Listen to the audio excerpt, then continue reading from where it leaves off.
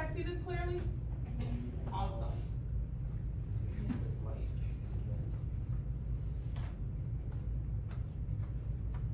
Alright, so our objective for unit 5.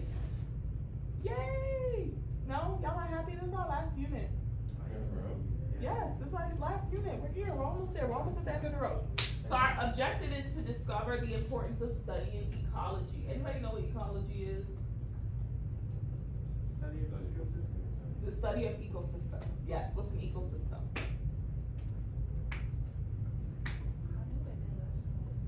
What'd you say? I know what it is, I just don't know how to describe it. You know what it is, but you don't know how to describe it. Anybody know how to describe it? Like the environment around. The environment, okay. What makes up an ecosystem? Is it just the environment? Organisms in the environment? Okay, we're getting there. So, first thing that I want you guys to do is your pre-assessment. That way I can see where you guys are as far as your understanding of ecology and ecosystems, and compare that to the end of the unit, how you guys do in your end of the unit project and your assessment to see if you were able to master the topics that we're gonna be looking at. Now, first things first, as we know, lesson 1 is our intro to the unit, so not too much content, just going over what you guys have to expect in these next couple of weeks.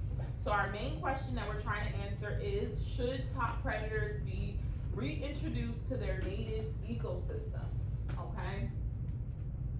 So during the first part of the unit, you're gonna focus on conservation of matter and energy. You're gonna investigate the cycling of matter, specifically carbon, and that's the first thing that we're gonna be looking at today, in order to develop an understanding of the movement of atoms and molecules between biotic and abiotic components of the environment. Do we already know what those terms mean? Biotic and abiotic? Sound familiar? What'd you say? I feel like I know what it is, but I can't explain it. You know what it is, but you can't explain it? Then I feel like you don't know what it is. It's an easy explanation. Trixie, you look like you were shaking your head. I don't know if that was a yes or a no. Biotic is like living organisms. Mhm. Abiotic is non-living things like rocks. Perfect. So that's exactly what it is. See why I said if you can explain. Biotic, living, abiotic, non-living. Okay, so biotic and abiotic components of the environment, and she gave the perfect example of rocks being one of those abiotic components. You guys are gonna compare the cycling of matter to the one-way flow of energy throughout a food web and ecological pyramid. So we're gonna talk about what happens when certain species are endangered, or if they become extinct, how that affects the food web, and why we have the food web, and how energy is kind of cycled from one organism to the next. Once we're done, we're gonna look at population dynamics, so different changes in specific populations or adaptations of certain populations. And then last but not least, you're gonna look at what happens to ecosystems when the environment changes. So that could be in cases of natural disasters or any extreme weather or pH changes. We're gonna look at how that affects organisms and what that does to the ecosystem. This unit is, of course, broken up into learning cycles. We do have 2 learning cycles that this unit is broken up into. The first one is matter and energy in the ecosystem, and the second one is populations in an ecosystem. And I believe I told you guys before that as we get to units 4 and 5, that's where you see a lot of the stuff that you may have learned in your earlier sciences, where they kind of focus on populations and the environment. So a lot of it will feel like review, but there are gonna be some new stuff that you guys are gonna look at. And then we know that we have our learning cycle summative, which is our quiz, and we'll have our culminating event. So first things first, I wanted us to take a look at this clip. It's called the Big Cats video. Let me actually get my sounds on. And this is gonna kind of give us an idea of what you can expect as far as the content goes. And then we'll look at your Unit 5 project that you'll have to complete at the end of the unit. So again, my goal is end of May. If we have to push it until June, then June, but the goal is for you guys to have at least 2 weeks to work on your capstone, which is your final project, and that determines your final grade in the class. So the quicker we finish this up, the more time you have to get your final done. And I will tell you, the final is something that can be done in 2 days, not lying to you. It really just depends on you. So you have research that you have to do, and then you have to put together a presentation. Pay attention from now, because a lot of the stuff, the way they structure it, and it's not to say that you don't need to know anything from units 1 through 4, because that's not true at all. Of course, you need to know it for your exam next week. But the way they set up unit 5 is for it to kind of directly flow into that final project. So a lot of the information that you're gonna need to help support your presentation is gonna be right here, okay? Starting with this video clip. So let's take a look at it. Spring in the Methow Valley. It's a place where nature is at its most beautiful and most cruel. These deer bones are grisly evidence that this is cougar country. There are around 3,000 cougars living in Washington state. Whether it's called cougar, mountain lion, panther, or puma, this majestic animal is a shy but lethal predator. Today, the cougar shares its territory with the communities that dot the Methow Valley floor. It's an uneasy relationship, especially for ranchers like Bill White. When the cougar pulls down in the winter and starts feeding off the mule deer herd, they don't know the difference between a horse and a deer. It's all food to them. So we have to be real watchful for cougars getting on our animals. They seldom ever do kill a full-grown horse, but they're sure cut them up real bad. But cougars are not just a rural problem. Most complaints come from the urban fringes. Just 15 miles from Seattle, this is Cougar Mountain. The areas where cougars once roamed are increasingly under development. As habitat is lost, the weaker members of the species are pushed toward towns and villages. The bitter brush-covered hillsides of the Methow Valley hold the secret to the cougar's population growth. With an abundance of food, the local mule deer population has exploded, and when they migrate below the tree line in winter to feed, the cougar follow.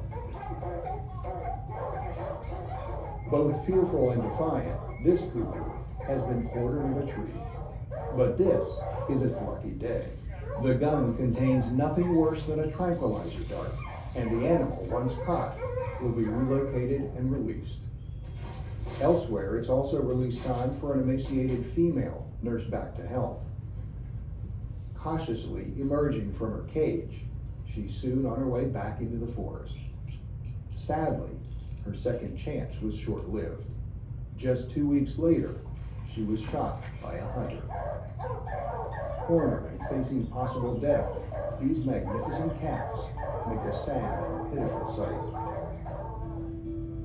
But the authorities cannot risk ignoring the danger they pose. Striking the right balance between the needs of wild animals and humans has never been easy. For now, at least, it appears cougars will continue to pay the price. All right, how do you guys feel about that? It was good that he was shot by and killed by a hunter after 2 weeks, or she? The concept of the video was good. Okay. But what do we feel about the actual capturing with the tranquilizer? How do we feel about that? Do we feel like that's a sensible thing to do? Do we feel like they should just leave them alone? I feel like it depends on the situation. Okay, it depends on the situation. What about in this specific example? It wasn't really needed. It wasn't needed. They could have just left her alone. They sent her off into the woods to die. I want to go over the culminating event with you guys real quick. So, end of unit project. Alright, so I'm gonna go over the last part of the intro paragraph, because again, when we actually have to do this assignment, I'll go over the entire document in detail. This is just a brief overview so we know what we are looking forward to as we close out this unit. So, nice transition from that video we just watched. They tell us cougars were hunted to the brink of extinction in but continue to have healthy populations in the western United States. Evidence suggests that cougars are slowly moving eastward into ecosystems that can meet their habitat requirements. At the same time, coyotes have established healthy populations in the eastern United States and would compete with cougars for prey. In this task, you will assume the role of a wildlife biologist that must decide if reintroduction of cougars into the eastern U.S. is a feasible mitigation strategy for addressing white-tailed deer overpopulation. You will use scientific information from a variety of sources and what you learn in each learning cycle, and for this unit you guys have 2 of them, in order to support or challenge the reintroduction of cougars in the United States. Your position on the issue should be based on evidence related to the following factors, and I'll go over those factors in a second, but it just kind of popped into my head. Would you guys want to do a debate again for this? Yes. Because this is one where you would have to either support the reintroduction of deers or be against it. You're challenging it, you're saying that, I'm sorry, of cougars, you're challenging it, you're saying that you don't need the cougars to kind of combat that overproduction. So I got a couple yeses, we're all on page, okay, so you guys could redeem yourselves, because I know last time it was rough. But the things that you want to consider are the impact that the deer population is having on ecosystems. So what is that overproduction doing to the ecosystem? Is it helping it or is it hurting it? Social and economic costs of the overpopulation of deer on various stakeholders, and that one I think is pretty straight to the point. The habitat requirements of cougars, the availability of natural resources, and carrying capacity of areas where they would be introduced. So if we're saying that we're gonna, support having cougars inhabit these regions, is that going to cause any further issues, or is it going to make the ecosystem flow naturally, and is it gonna be a benefit to other organisms that are in the area? Potential cougar impact on biodiversity, including on the populations of coyotes and white-tailed deer. So now when we introduce those cougars, it is definitely gonna have an impact on the coyote population and on the deer population, but what type of impact?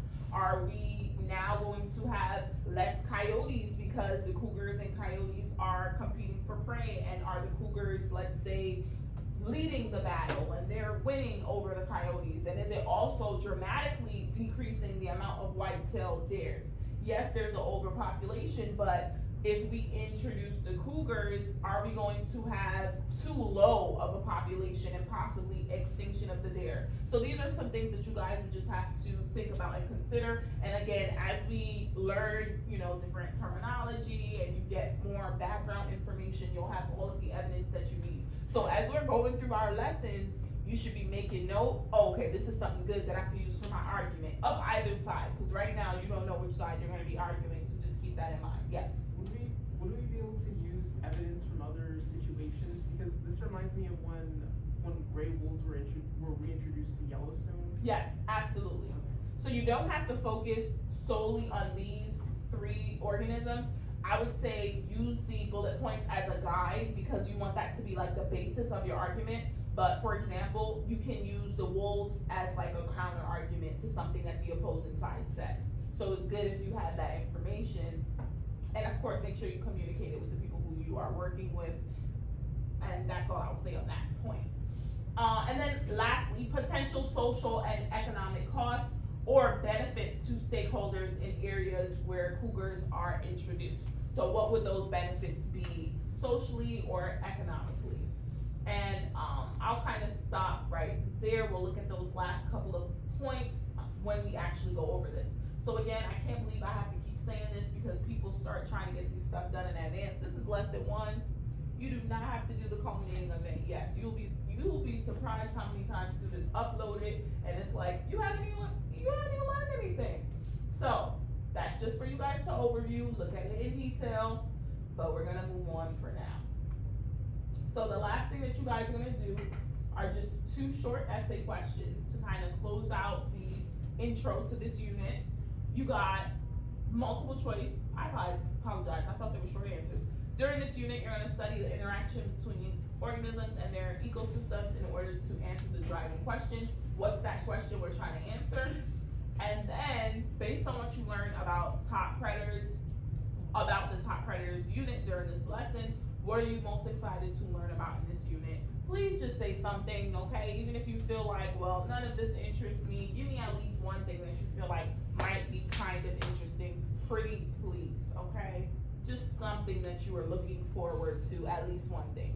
Because if you go on with the mindset of, I don't care about any of these things, none of it is interesting, I don't care about predators and dares, and I just want to play Fortnite. Do you guys play Fortnite still?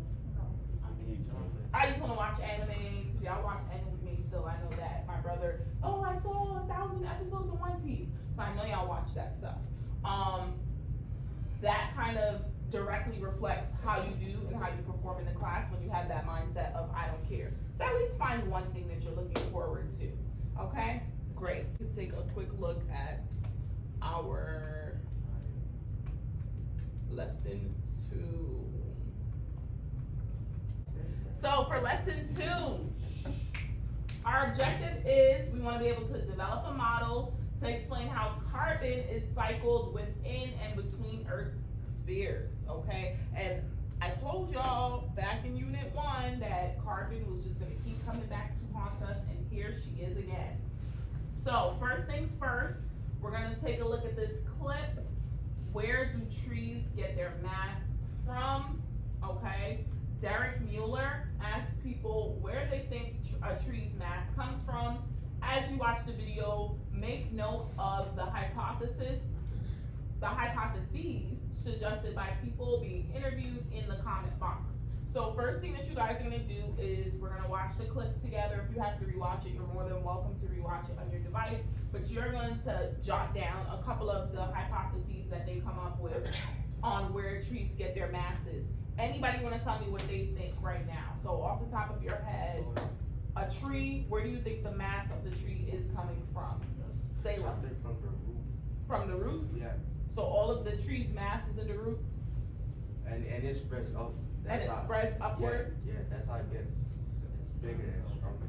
Okay, that's interesting. Anybody else? Jonathan? The bark of the tree. Okay, the bark of the tree. That's it? Just the bark? Donnie? The carbon. The carbon? I feel like you Googled that answer. It's just like the name of the lesson. Okay, we're using context clues. The lesson is titled Carbon, so Donnie thinks the carbon in the tree is where the mass comes from. I like that. Somebody had their hand raised over here. Never mind. No? What? Is this carbon related? Tree related? Nope. Girl. Anybody else? No? Cache, you're so far away from me. Where do you think trees get their mass from? Well, I was gonna say like kind of what he said, like from the roots. Okay. You were going to, but you changed your mind. You heard something Yeah, I else? wasn't really sure if that was right, so I didn't say it. No, we don't do that. I want to hear your options. We're going to hear what these people say. They're not going to all say the same thing. They're going to have different options, and we're going to figure it out eventually. You guys are going to be like, this is where it comes from. Yes. I mean, I was thinking the soil that it was planted. The soil?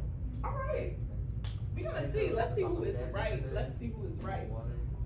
You said, Yeah, like the carbon dioxide, the oxygen it releases. you said the carbon in the water? He said gas in the water. Oh, I didn't have to make sure, because we was going to have to remove you from this class and put you in a different class. I'm sure. Okay, you so the gases, and then the water, and then you're saying the carbon dioxide. And then I'm saying like the oxygen it releases too. The oxygen that's released. It's being released, but you think it adds to the mass?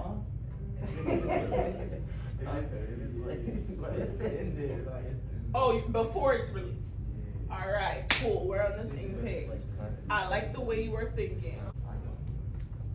All right, so now for the learn about it, we're gonna get some review. Let me just zoom in. I apologize. This is like so tiny. So we're kind of going back to photosynthesis, which is a nice transition from what Stephen was just saying, when he started bringing in the oxygen being released. the gases. So, photosynthetic organisms, like trees, use carbon from carbon dioxide to help build sugar molecules and add mass. All living things contain carbon. Carbon is the primary component of macromolecules, including proteins, lipids, nucleic acids, and carbohydrates. Carbon's molecular structure allows it to bond in many different ways and with many different elements. Carbon is constantly cycled through Earth's sphere. So if you said gases, if you said carbon, then you were 100% on track, okay? And when we're talking about the Earth's spheres, last year, if you remember, I know it was a strange year. You guys were virtual last year, right? Yeah, so for Earth systems, I hope y'all were paying attention at home, because you went over the different spheres, the geosphere, the biosphere, okay, you went into hydro, litho, cryosphere, and the atmosphere. So all of those spheres that are helping to make up the Earth. Carbon is constantly being cycled at all times. We know that we said carbon is the what? What was that phrase we kept saying? Building block, okay? Carbon is the building block. So here it comes back up once again for us. So we're just gonna do a quick review on carbon, and we're gonna look at the carbon cycle specifically. And what's gonna happen is this video is gonna talk about how carbon moves through an ecosystem, and you guys are gonna take notes on where carbon can be found and what different carbon-containing molecules are needed for photosynthesis to take place. Any questions before we move on?